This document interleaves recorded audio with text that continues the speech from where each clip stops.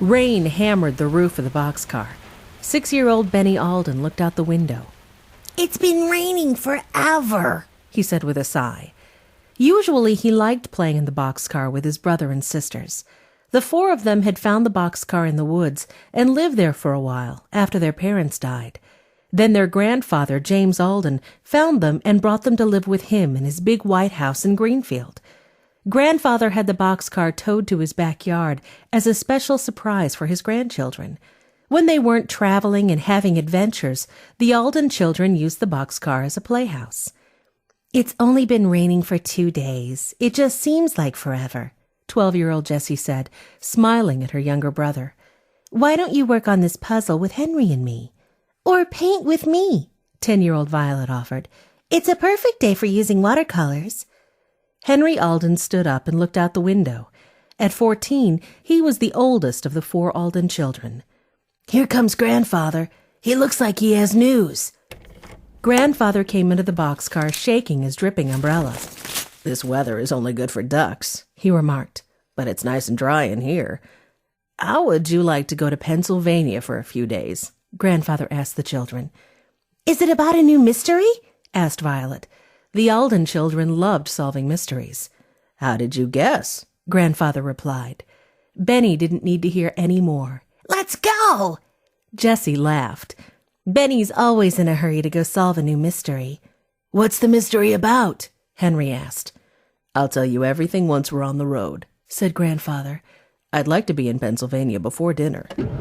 An hour later, the Aldens left Connecticut behind and were on their way to Deer Crossing, Pennsylvania. "So why are we going to Deer Crossing?" Henry asked. Grandfather changed lanes, then replied, "This morning, I got a call from my friend Jocelyn Hawley. She lives in Deer Crossing and runs a local radio station.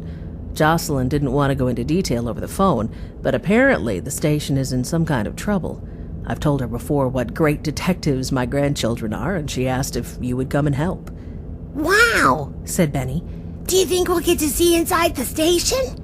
"I'm sure of it," Grandfather said. As they crossed the Pennsylvania border, the rain cleared and the sun broke through the clouds. After a while, Grandfather turned off the interstate and onto a road along Deer River.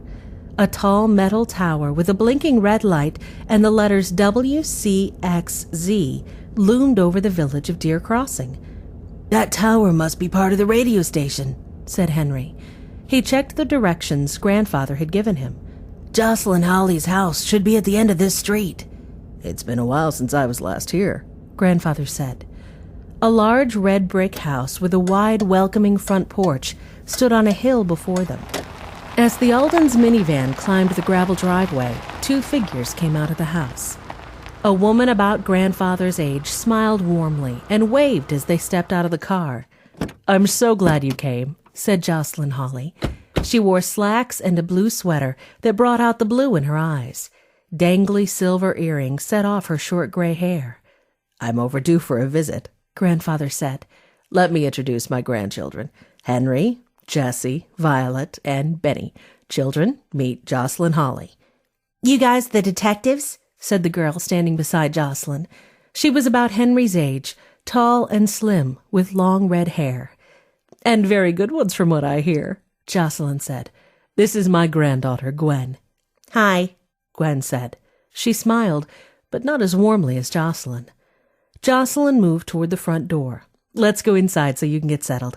Dinner is nearly ready. We can talk while we eat." The Aldens were given the top floor of the Hawley house. When they had unpacked, the children and Grandfather trooped downstairs to the large family room, where snacks had been set out in front of a low, snapping fire. "Help yourself," Gwen said, pointing to glasses and a pitcher of cranberry juice on the coffee table. After they had finished their snacks, the Aldens helped Gwen carry everything back to the kitchen. Then Jocelyn called them to supper.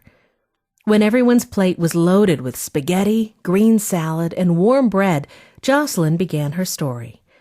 "My husband, Luther, bought the radio station many years ago, just after we were married," she told the Aldens. "It was a lovely station with programs like a household hint show, a breakfast show, easy listening music, and live dramas." "I've always tuned into the station on business trips," said Grandfather.